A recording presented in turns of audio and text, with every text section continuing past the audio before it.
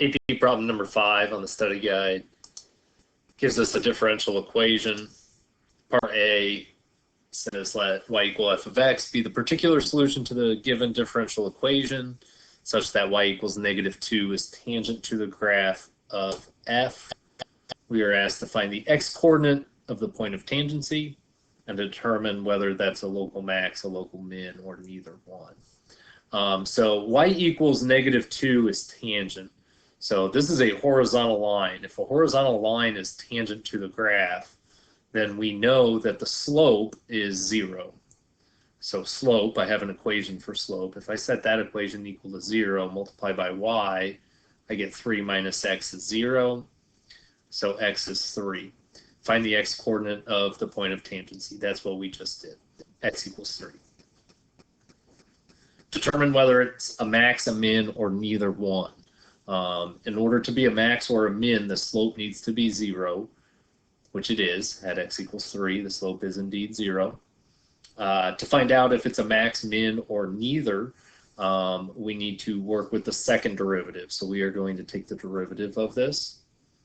So the second derivative, d squared y over dx squared, use the quotient rule.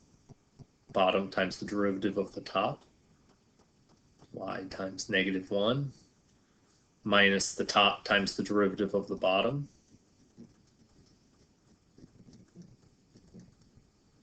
over the bottom squared.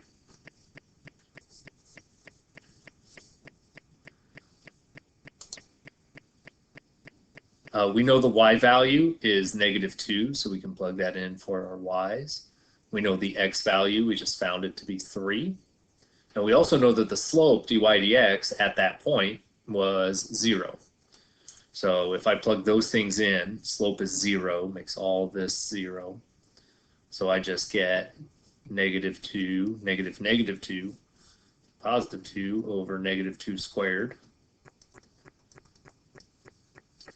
So dy dx is 0. The second derivative is 1/2 positive. So concave up at a point that has a slope of 0 means that we have a relative minimum.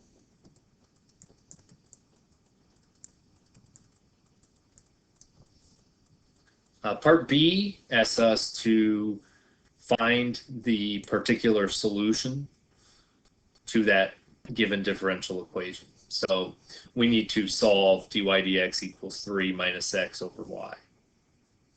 We want to start by separating the variables.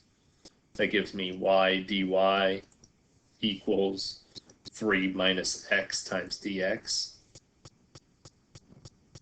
Integrate both sides. That gives me 3x minus 1/2 x squared plus c. This side would give me 1/2 y squared. Multiply both sides by 2.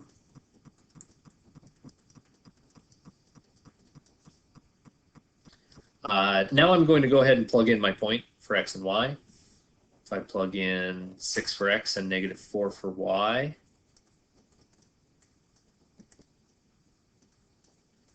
I get c equals 16.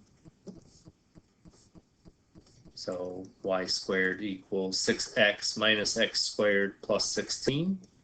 Square root of both sides would give me plus or minus the square root of 6x minus x squared plus 16. And then we want to decide which piece we need, the +1 or the -1. When I plug in 6, I just want to get -4, so plugging in 6 should give me -4. Y equals negative square root of 6x minus x squared plus 16.